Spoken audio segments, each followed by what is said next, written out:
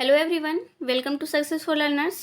आज की इस वीडियो में हम लोग 66 बीपीएससी का प्रीलिम्स का प्रीवियस ईयर क्वेश्चन डिस्कस करने वाले हैं।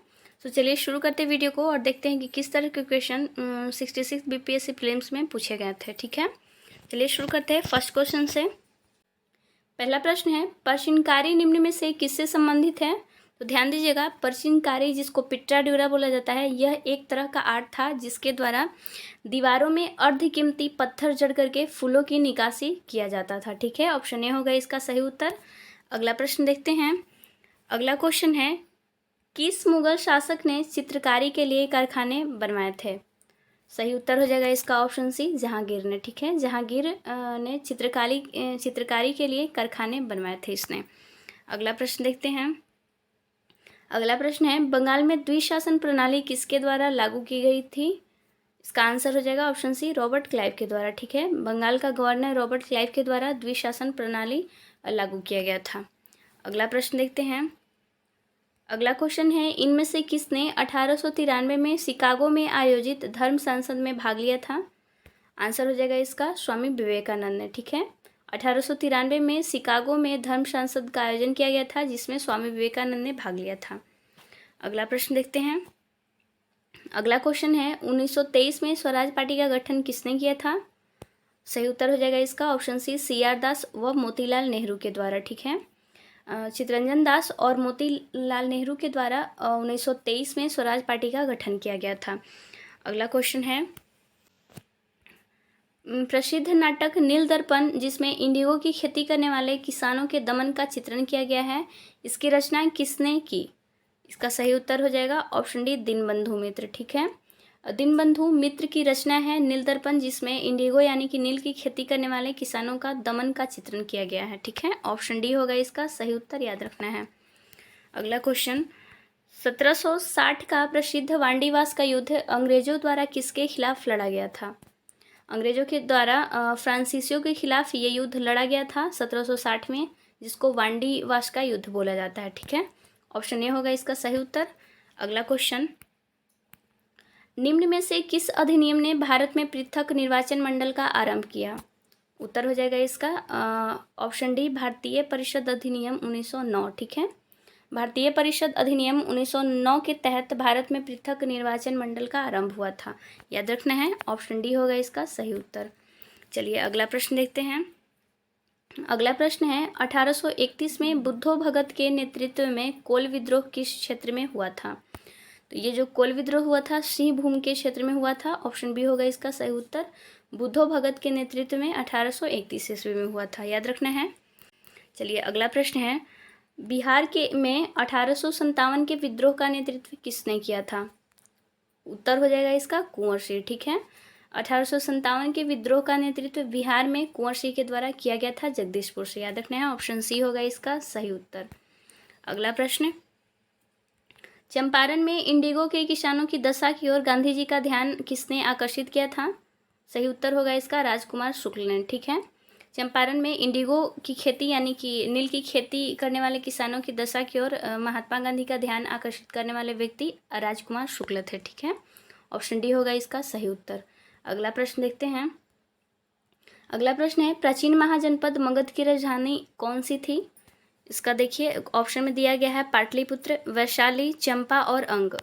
ठीक है, इसका सही उत्तर हो जाएगा ऑप्शन डी, उपयुक्त में से कोई भी नहीं या फिर एक से अधिक। ठीक है, ऑप्शन ए होगा, ई होगा इसका सही उत्तर, क्योंकि प्राचीन महाजनपद की प्रथम राजधानी जो थी वो गृहब्रज थी। ठीक है, जो कि ऑप्शन में नहीं दिया गया है, इसलिए इसका सही उत्तर हो जाएगा ऑप्शन ए।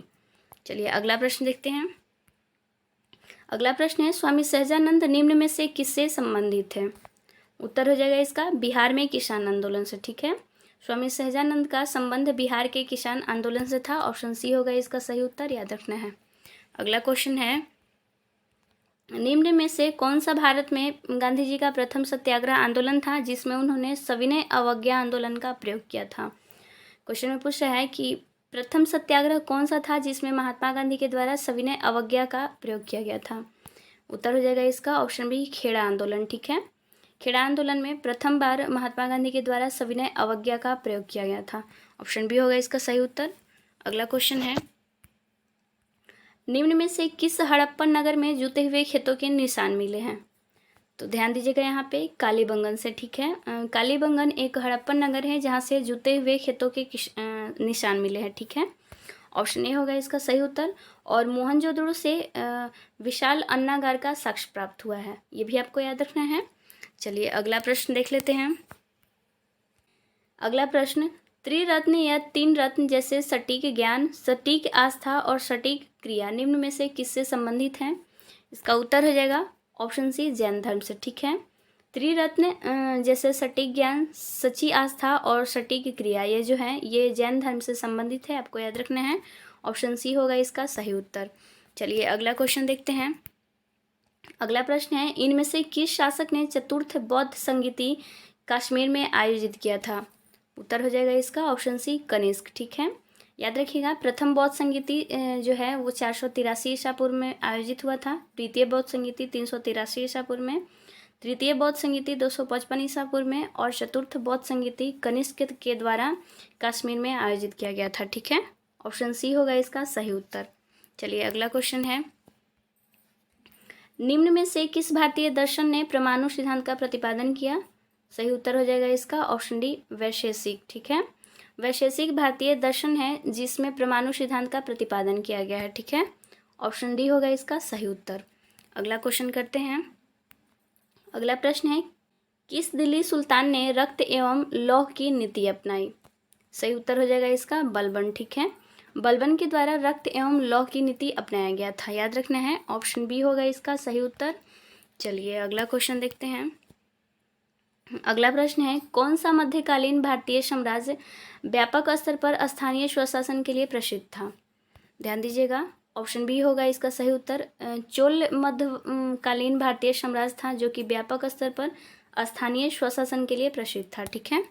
ऑप्शन बी होगा इसका सही उत्तर। अगला प्रश्न देखते हैं। अगला क्वेश्चन है, भारत का 13वां प्रधान बंदरगाह किस राज्य में स्थापित किया जाने वाला है? सही उत्तर हो जाएगा इसका ऑप्शन सी महाराष्ट्र, ठीक है। ये जियोग्राफी का क्वेश्चन है जो कि 66वीं बीपीएससी प्रीलिम्स में पूछा गया था। चलिए आगे का क्वेश्चन हम लोग बिहार स्पेशल से देखने वाले हैं जो कि 66वीं बीपीएससी प्रीलिम्स में पूछा गया है। बिहार स्पेशल से है पहला क्वेश्चन, प्रसिद्ध गीत सरफरोशी की तमन्ना अब हमारे दिल में है के रचयिता कौन है? तो इसका सही उत्तर होगा ऑप्शन डी राम प्रसाद बिस्मिल, ठीक है। 66वीं बीपीएससी फिल्म्स में ये क्वेश्चन पूछा गया है, प्रसिद्ध गीत सरफरोशी की तमन्ना अब हमारे दिल में है के रचयिता कौन है? इसका सही उत्तर हो जाएगा राम प्रसाद बिस्मिल, ठीक है। ऑप्शन डी होगा सही उत्तर। अगला क्वेश्चन है, बंगाल विभाजन के प्रत्याघात के रूप में कौन सा आंदोलन शुरू हुआ था? उत्तर हो जाएगा इसका स्वदेशी आंदोलन, ठीक है। ऑप्शन सी होगा सही उत्तर, याद रखना है। बंगाल विभाजन के खिलाफ स्वदेशी आंदोलन शुरू किया गया था, ऑप्शन सी होगा सही उत्तर, याद रखना है। अगला प्रश्न है, मैडम कामा ने भारत के तिरंगी स्वतंत्रता ध्वज को कहाँ फहराया था? सही आंसर हो जाएगा इसका स्टुटगार्ट में, ठीक है। ऑप्शन सी होगा इसका सही आंसर। मैडम कामा के द्वारा सबसे पहले स्टुटगार्ट में भारतीय तिरंगा ध्वज को फहराया गया था। अगला प्रश्न देखते हैं। अगला क्वेश्चन है, निम्न में से कौन सी जोड़ी सही है? ठीक है, CR दास को देशबंधु बोला जाता है, ऑप्शन बी होगा इसका सही उत्तर, ठीक है। चलिए अगला क्वेश्चन देखते हैं। अगला प्रश्न है, भारतीय राष्ट्रीय कांग्रेस द्वारा किस दिन को पूर्ण स्वराज दिवस घोषित किया गया था?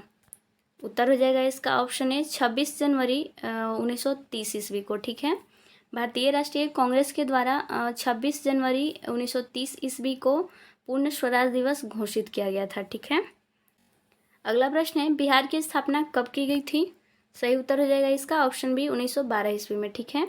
1912 ईस्वी में बंगाल को बिहार से अलग कर दिया गया था और उसके बाद बिहार को एक राज्य के रूप में स्थापित किया गया था। सही उत्तर हो जाएगा इसका 1912 ईस्वी।